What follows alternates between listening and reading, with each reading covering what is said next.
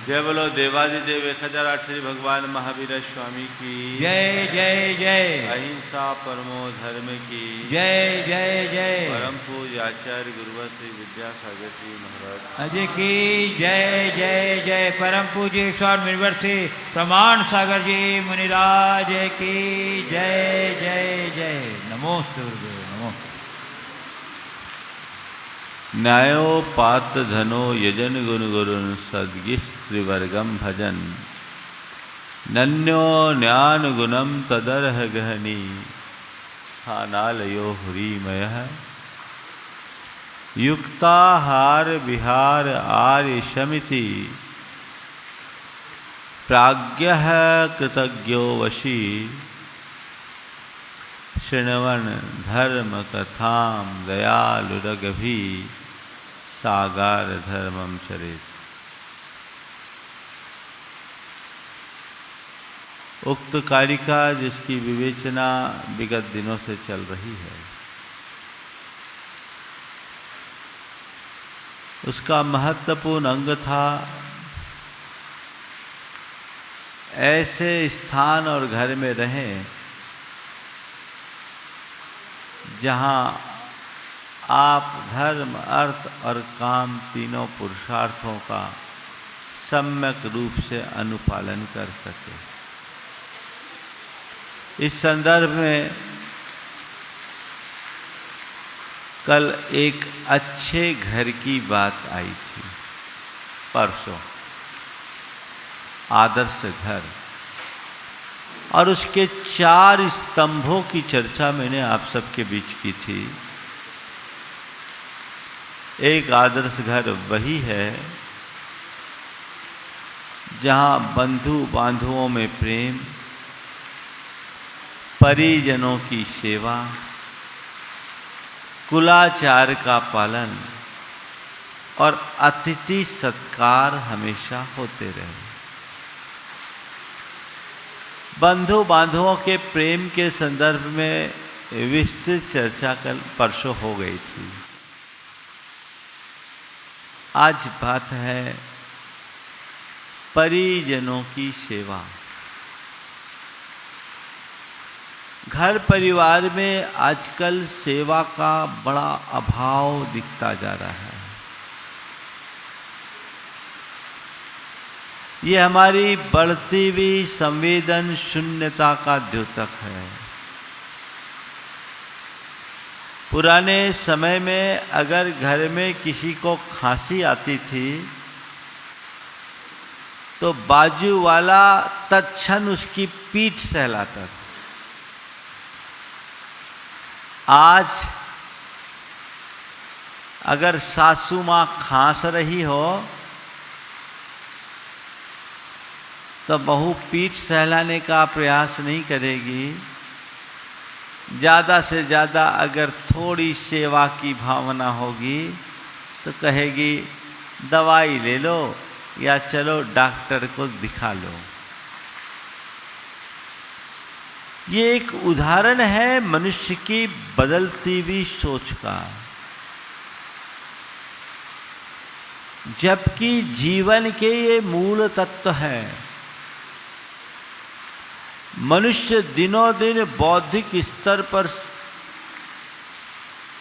प्रौढ़ हो रहा है, आर्थिक संपन्नता बढ़ रही है, लेकिन भावनाएं दिनों दिन क्षीण होते जा रही है। ये एक बड़ी विडंबना है। और अब जिस संस्कृति में पूरे संसार को एक परिवार के रूप में देखने की बात की गई, आज उस देश में परिवार ही खत्म होने लगे। अपने ही घर में लोग बेगानों की भांति रहने लगे। इससे बड़ी विडंबना और क्या होगी। परिजनों की सेवा होनी चाहिए, स्वजनों की सेवा होनी चाहिए। घर में अनेक सदस्य हों और लोग एक दूसरे की केयर न करें, एक दूसरे की देखभाल न करें, एक दूसरे का ख्याल न रखें, तो फिर घर का मतलब क्या है?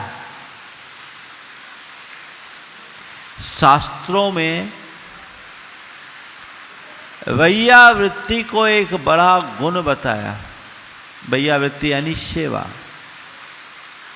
और मुनियों के द्वारा मुनियों की सेवा, उसका फल निरूपित करते हुए एक बहुत अच्छी बात बताई कि सेवा रूप वैयावृत्ति का फल क्या है। तो उसमें ग्लानि पर विजय, और एक बताया सनाथता। सनाथता का मतलब जिन आज्ञा का पालन, ग्लानि पर विजय, विनम्रता की वृद्धि और सनाथता। सनाथता का मतलब संग में साधु हैं और एक दूसरे की सेवा करने वाले हैं, लोग एक दूसरे की केयर कर रहे हैं, तो उसे ये नहीं लगेगा कि हाँ मेरा कोई नहीं है।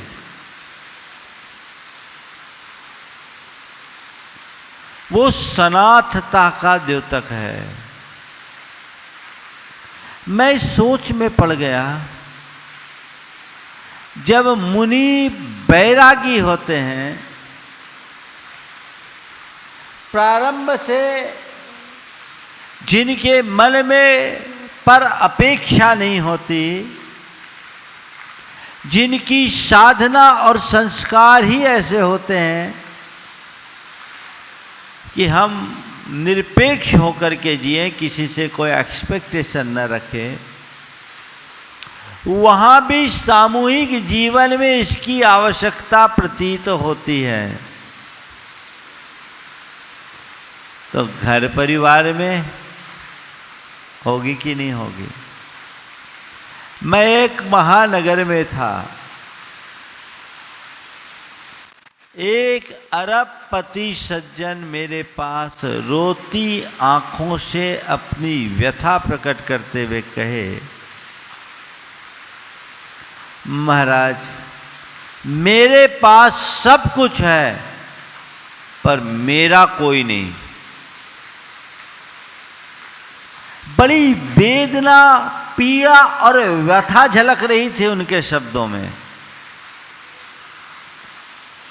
अरबों की संपत्ति, हजारों करोड़ का साम्राज्य, 3 बेटे, लेकिन सब अपने अलग अलग महलों में रह रहे हैं। उनकी धर्म पत्नी कैंसर से पीड़ित थी, ये एक अलग फ्लैट में रह रहे हैं। पत्नी की सेवा जितनी बने सो कर रहे हैं, नर्स लगी हुई है। मैंने पूछा बच्चे लोग? बोले महाराज सब बिजी हैं। मुझे लगता है कि इतना बड़ा कारोबार का साम्राज्य फैलाकर मैंने बड़ी गलती की। उनका कारोबार ही इतना है कि उनको फुर्सत नहीं, उन्हें खुद के लिए फुर्सत नहीं, तो हमारे लिए क्या फुर्सत होगी? हमने कहा ठीक है, बहुएं, नाती पोते, महाराज आज का जमाना ही अलग है। अब लगता है कि आप लोगों की बातें सही है। हमने अपने यौवन का बहुमूल्य समय व्यर्थ में गंवा दिया। जितना समय और शक्ति, धन, पैसा बढ़ाने, कमाने के लिए और परिवार को आगे बढ़ाने के लिए लगाया, यदि उतना समय शक्ति में परिवार के प्रेम को बढ़ाने के लिए लगाया होता, तो आज मेरी ये दुर्दशा नहीं होती। ये एक चित्र है समाज का। ऐसे एक ही नहीं, अनेक उदाहरण देखने को मिलते हैं। और ऐसे ही उदाहरणों में विजय पथ सिंघानिया जैसे प्रकट होते हैं। सबने सुना, 3-4 साल पुरानी बात है। हजारों करोड़ का मालिक जो कभी अकेला बोइंग विमान उड़ाता था, उसे अपनी ही संतान से उपेक्षित होकर किराए के फ्लैट में रहने को विवश होना पड़ रहा है।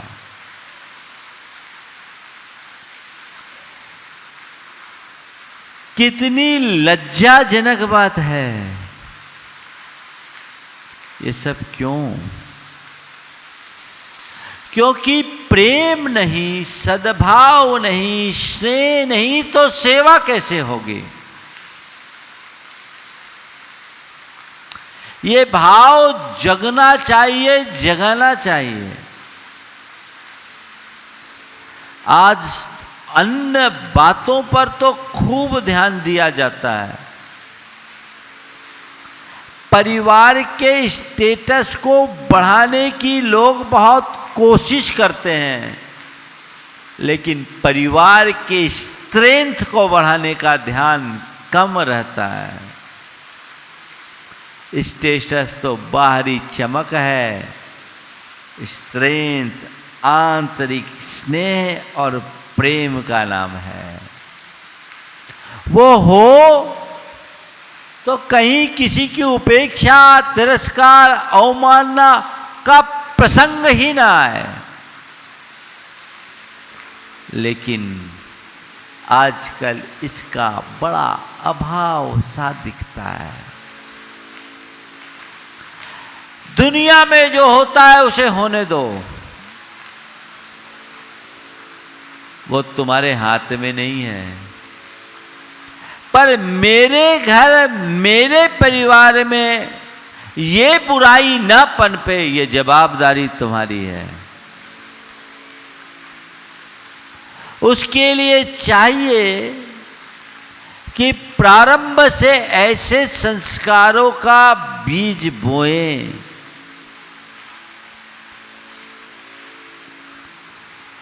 आप चाहते हो कि मेरी संतान मेरी सेवा करे, तो उसकी शुरुआत स्वयं से करो। पर पहले अपने माँ बाप की सेवा करना शुरू करो। अपने माँ बाप की सेवा करना शुरू करो। तुम्हें देखकर तुम्हारे बच्चे कल तुम्हारी सेवा करने के लिए अनुरक्त होंगे। आपके कटनी में ही एक भाई है, नाम नहीं ले रहा हूं, लेकिन उसके पिताजी ने आज से 25 बरस पहले मुझसे कहा था, जब हमारा चतुर्मास था 1994 में, कि महाराज मेरा बेटा चाहे कितना भी व्यस्त क्यों न हो, जब तक रात में मेरे पैर धोकर मेरे पाँव में मोनोड्रम नहीं लगाता, उनके पाँव में बहुत कट्स थे, मेरे पैर धोकर मेरे पैरों में मोनोड्रम नहीं लगाता, तब तक सोता नहीं। विवाह के पहले से वो करता था, बचपन से करता था अपने पिता की सेवा, क्योंकि उसने भी अपने पिता को देखा कि वो दादाजी की सेवा करते थे। और आज वो बोलता है, महाराज हमारे बच्चे भी हम लोगों की सेवा करने के लिए आतुर होते हैं और एक दूसरे की सेवा भी करते हैं। करा जा सकता है। भावनाएं जगनी चाहिए, ये आज बहुत आवश्यक है। अब तो स्थिति ये देखने को मिलती है कि घर में कोई बीमार है तो उसको दवाई देने वाला भी दूसरा नहीं मिलता, अपने हाथ से ही अपनी दवाई खानी पड़ती है। मैं तो ऐसे भी अनेक महानुभावों को जानता हूं जिनके पास सुबह कुत्तों को घुमाने के लिए वक्त है, जिनके पास सुबह कुत्तों को घुमाने के लिए वक्त है, लेकिन अपने बीमार माँ बाप को डॉक्टर के पास ले जाने का वक्त नहीं है। ये कैसी विडंबना है। सेवा के क्षेत्र में अगर पिछड़ गए तो हम पाएंगे क्या? प्रायः घर परिवार में कोई गंभीर रूप से बीमार होता है, लोग नर्स या अटेंडर हायर कर लेते हैं, वही उनकी देखभाल करता, उसके बदले में कुछ पैसे दे देते हैं। लेकिन भाई, पैसे से सब कुछ नहीं होता। वो तो केवल अपनी ड्यूटी करेगा, पर तुम अगर सच्चे मन से सेवा करोगे तो उस व्यक्ति की बीमारी जल्दी ठीक होगी, क्योंकि तुम्हारी भावनाएं भी उससे जुड़ेगी। अशक्त दशा में व्यक्ति को जितनी सेवा की जरूरत होती है, उतनी ही सद्भावना की भी जरूरत होती है। औरों के माध्यम से तुम सेवा का कार्य भले करा लो, पर सद्भावना, सोचो, बड़ा अंतर होता है। जब तक अंदर का आत्मीय भाव प्रकट नहीं हो तब तक आनंद नहीं। तुम्हें घर का कोई नौकर रोटी परोसे, भले तुम्हारा पेट भर जाए पर मन नहीं भरेगा। यदि वही रोटी तुम्हारी माँ पर से या पत्नी पर से या परिवार का कोई व्यक्ति पर से, तो तुम्हारा मन भर जाएगा। क्यों? पहले ने केवल अपनी ड्यूटी की है और दूसरे के मन में भावना है। ये भावना वृद्धिंगत होनी चाहिए, इसमें कहीं से कोई कमी नहीं रहने देना चाहिए। घर परिवार में ध्यान रखें। हम लोग संघ में थे, 1989 की बात है। 4 महाराज आए थे, धर्म सागर जी महाराज के शिष्य थे। उसमें एक वर्धमान सागर जी महाराज थे, दक्षिण भारत के, अच्छे साधक थे, ज्ञान नहीं था पर बड़े सरल थे। वे अपने से बड़े छोटे हर साधु के चरण छूते थे। हम लोग मना भी करते, तो उन्होंने एक जो बात कही वो मन को छू गई। बोले, महाराज, साधु को साधु का स्पर्श रोज करना चाहिए, ताकि पता लग जाए बुखार उखार तो नहीं, क्योंकि बुखार होगा तो साधु बताएगा नहीं। साधु को साधु का स्पर्श रोज करना चाहिए ताकि पता लग जाए कि कोई बुखार उखार तो नहीं है। बुखार हो तो साधु तो बताएगा नहीं, तो कम से कम हमें पता तो पड़ जाएगा। सामान्य स्थिति में सेवा करना तो बहुत दूर की बात, जब सेवा की जरूरत होती है तब भी लोग सेवा नहीं कर पाते। और सेवा तो अब और बहुत दूर छूट गई, अब तो लोगों को शरण देने में भी तकलीफ होने लगी है। अभी एक वीडियो क्लिप मैंने देखी, इसी कोरोना महामारी में एक वृद्धा की वीडियो आप लोगों ने भी देखी होगी, वायरल हुई। दिल्ली की एक वृद्धा, जिसका एक बेटा मुंबई रहता, एक बेटा दिल्ली, 3 बेटे और बेटियां। दिल्ली से उसे मुंबई भेज दिया गया और मुंबई में बेटे ने उसे पागल घोषित करके घर से निकाल दिया। वो घर से पैदल चल करके बांद्रा स्टेशन पर बैठी है। एक पत्रकार महिला उसे बैठे देखकर उससे बातचीत कर रही है। बेटा, उस महिला ने अपनी आत्म बीती बताई कि बेटे ने मुझे मारकर, धक्के मारकर घर से निकाल दिया। आप कहाँ जाओगी? अब ट्रेन मिलेगी तो दिल्ली चली जाऊंगी, अभी तो लॉकडाउन है। यहाँ बैठी हूँ, आज ट्रेन जाने वाली है। बता, पैसे भले पैसे तो कुछ नहीं है, खाने का क्या है, बस अभी लोगों ने दिया वो मेरे खाने को है। पानी पीकर अपना पेट भरी। एक बैग था, उसमें बिस्किट के पैकेट थे और किसी ने एक दाल चावल का थोड़ा सा पैकेट दिया था। बोले ये खा लूँगी। बोले अब, बोले मैं दिल्ली जाके भीख मांग करके काम कर लूँगी, लेकिन यहाँ क्या करूँगी, अब मेरा है कौन। पर उस माँ ने जो अंदर से बात कही, वो कही बेटा आप ठीक है, मेरा भाग्य में जो है सो है, मेरा आदमी नहीं है, मैं क्या करूँ। वो चला गया, जब तक वो था तब तक सब कुछ ठीक था। चलो बेटा, जहाँ रहे खुश रहे, मैं तो अपना जीवन भगवान का नाम लेकर काट लूँगी। ऐसे दृश्यों को देखकर लगता है कि अब मानवता कहाँ गई, मानवता खो गई।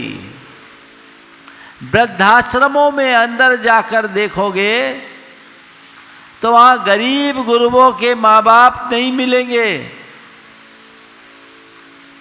वहां सब पढ़े लिखे, समाज के संभ्रांत और प्रबुद्ध वर्गों के लोग मिलेंगे, पैसे वालों के माँ बाप मिलेंगे, उच्चाधिकारियों के माँ बाप मिलेंगे। ये बहुत चिंतनीय बात है, बड़ी गंभीर बात है कि आखिर ये सब क्यों हो रहा है, हमारी सभ्यता कहाँ जा रही है।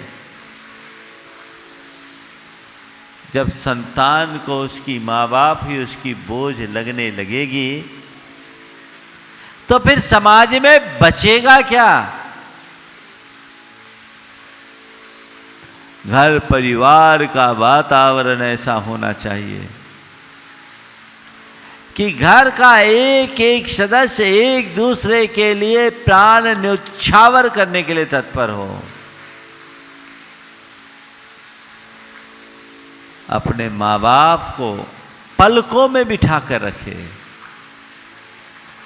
जिन्होंने जन्म दिया, जीवन दिया, संस्कार दिया, उनको ना निभा पाओ तो तुम्हारे जीवन में इससे बड़ी नीचता और क्या होगी। अभी 3 दिन पहले एक परिवार मेरे पास आया। माँ अपने बेटों की शिकायतें कर रही थी। बातचीत के क्रम में मैंने पाया कि बेटों की उतनी गलती नहीं है जितनी माँ बोल रही है, लेकिन मुझे लगा कि उसकी मानसिक स्थिरता खत्म हो गई है और उससे क्षुब्ध होकर बेटे भी माँ को कुछ बोल दे जो और उसे चुभे।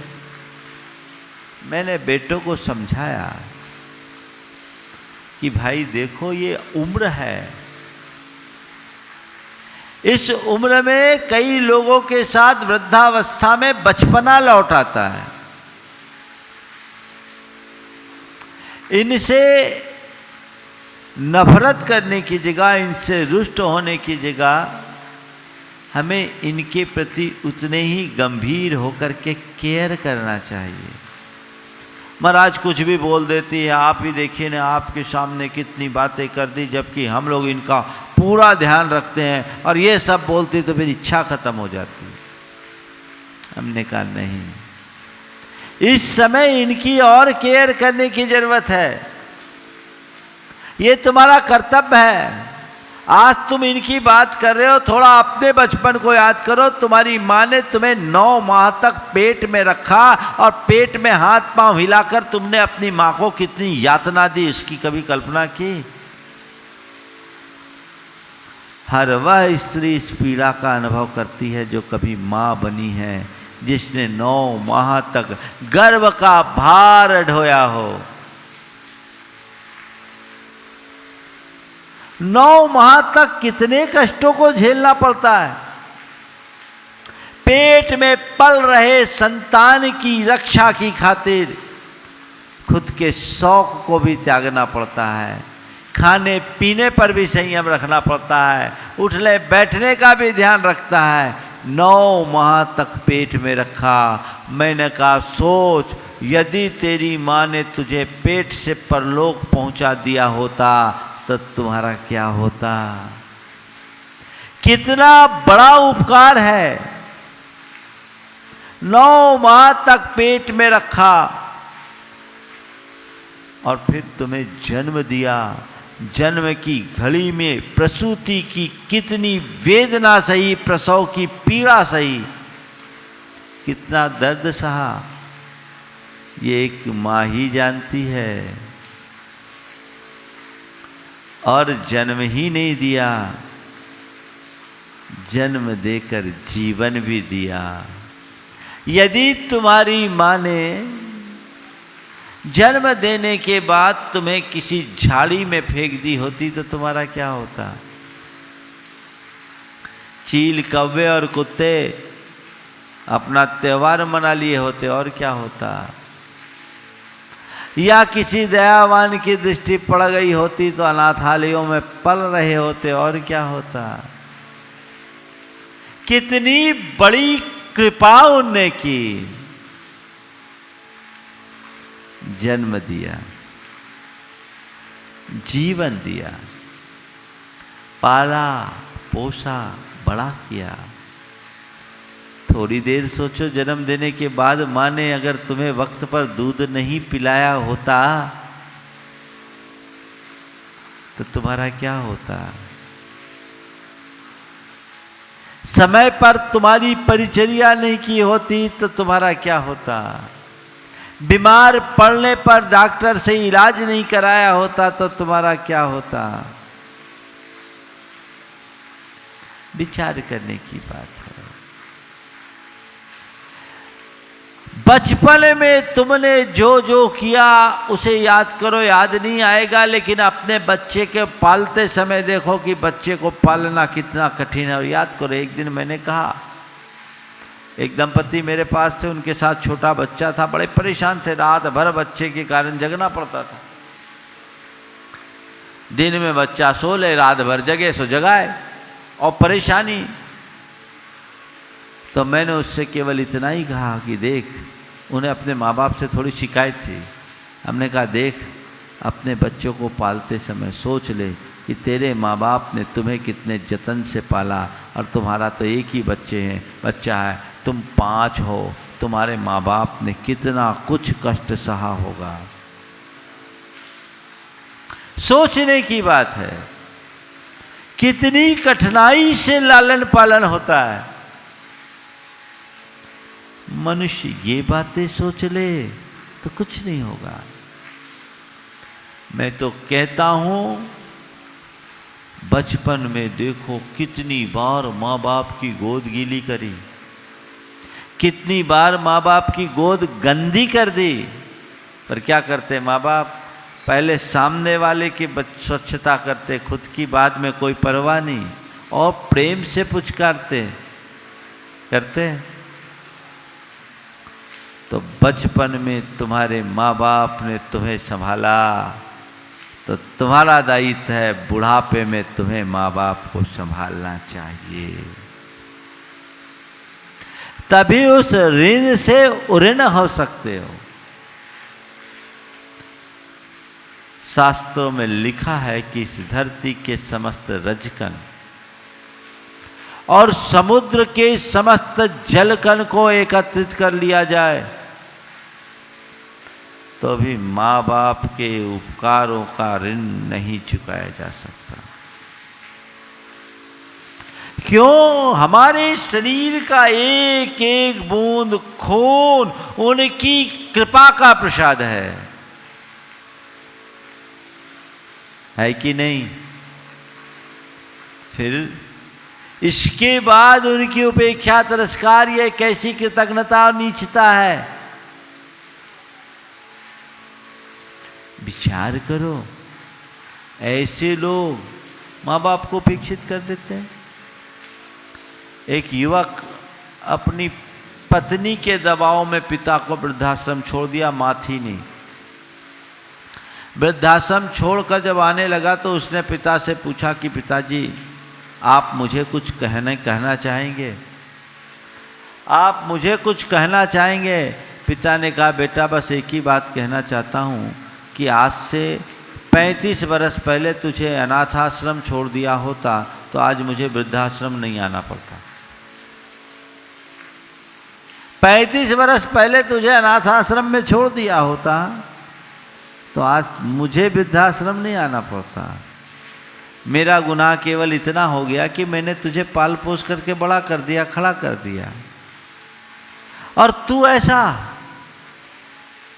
विचारणीय बात है। इसलिए इन सब चीजों पर ध्यान रखो। माता पिता के ऋण से उऋण होने के 4 बातें, आज की 4 बातें ध्यान रखना। पहली बात, माता पिता को अपनी सेवा से प्रसन्न रखकर उनकी हर प्रकार से सेवा करो, शुश्रूषा करो, उन्हें किसी चीज का अभाव अनुभव में न आने दें। ये प्रयास होना चाहिए। दूसरी बात, अपनी उपलब्धियों का श्रेय उन्हें देकर। तीसरी बात, अपने आचार व्यवहार से उनकी कीर्ति को बढ़ाकर। और चौथी बात, उनके आध्यात्मिक उन्नति में सहायक बनकर। फिर से दोहराऊं, अपनी सेवा से प्रसन्न रखकर, अपनी उपलब्धियों का श्रेय उन्हें देकर, अपने आचार व्यवहार से उनकी कीर्ति बढ़ाकर और उनकी आध्यात्मिक उन्नति में सहायक बनकर। सेवा से प्रसन्न रखो। जब जरूरत हो 100 काम छोड़ दो, लेकिन माँ बाप की सेवा मत भूलो।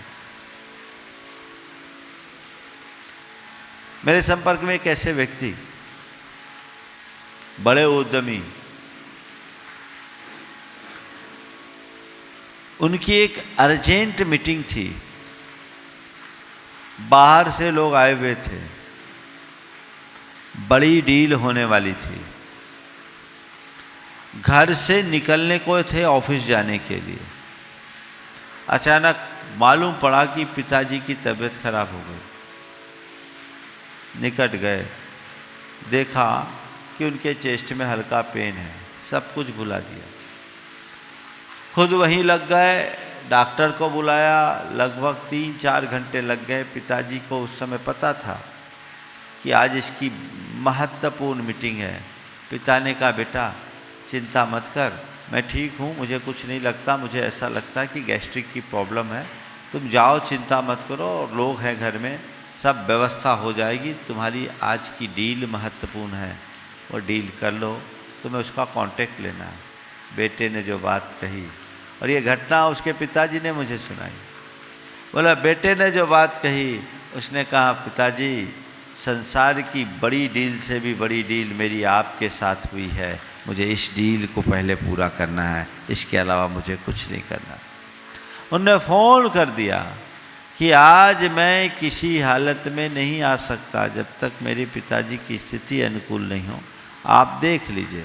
सामने वाले ने कहा हम 2-3 घंटे मिले, बोले वेट करो। उसने डॉक्टर को दिखाया, शंका थी कि कोई कार्डिक प्रॉब्लम होगी, लेकिन सब कुछ नॉर्मल निकला। 3 घंटे बाद पिताजी को घर पहुंचाया, और उसके बाद जब ऑफिस में गया तो आश्चर्य, जिनके पीछे लोग भागते हैं वे 3 घंटे उनका इंतज़ार कर लिए। यूएस के लोग आए हुए थे, इंतज़ार कर लिए, और इंतज़ार करने की एक ही वजह बताई कि जो अपने माँ बाप की इतनी केयर करता है उससे अच्छा आदमी इस संसार में नहीं। हम आपसे अपना काम करेंगे, हम केवल इस वजह से रुके। प्रायोरिटी किसे, प्राथमिकता किसको? ज्यादातर घर परिवारों में आज एक दूसरे की सेवा का भाव नहीं दिखता। ये आज के प्रबुद्ध और संभ्रांत वर्ग में ज्यादा है। सेवा होनी चाहिए, दिखनी चाहिए, एक एक बच्चे बच्चे में होना चाहिए।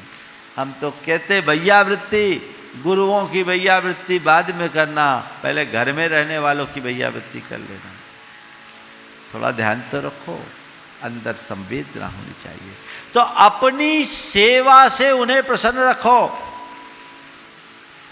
एक बात ध्यान रखना, जैसे गुरुओं का आशीर्वाद फलता है ना, वैसे ही माँ बाप का भी आशीर्वाद फलता है। और माँ बाप के आशीर्वाद से वंचित रह जाओगे तो जीवन में कभी सफल नहीं होगे।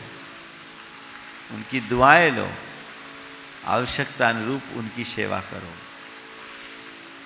जहां जब जैसी आवश्यकता हो। भावनात्मक जुड़ाव बना रहना चाहिए, वो सेवा का भाव मन में बना रहना चाहिए। तो अपनी सेवा से उन्हें प्रसन्न रखकर, दूसरी बात, अपनी उपलब्धियों का श्रेय उन्हें देकर, कुछ भी बड़ी से बड़ी उपलब्धि हो, सबसे पहले आओ अपने माँ बाप को बताओ, उनके चरण छूकर उनकी रज अपने सिर पर लगाओ और कहो पिताजी या माँ, आपकी कृपा से आज मुझे ये उपलब्धि हुई। मेरा कुछ नहीं, सब आपका है, क्योंकि मैं आपका हूं। आपने मुझे जन्म देकर इस योग्य बना दिया, आपकी कृपा से मैंने ये पाया। लेकिन आजकल ऐसा बहुत कम देखने को मिलता है। गांव में जिसके जय जयकार होती है, उसकी माँ बाप को भी जानकारी गांव से मिलती है, सामने वाला तो कभी बोलना ही नहीं चाहता, बताना ही नहीं चाहता। माँ बाप को ही लोग छिपा देते हैं। होता है ऐसा? कभी जीवन में मत करना। जितने लोग आज इस प्रवचन को सुन रहे हैं, ये संकल्प ले कि मैं दुनिया की कितनी भी बड़ी उपलब्धि हो, इसकी क्रेडिट अपने माँ बाप को दूंगा।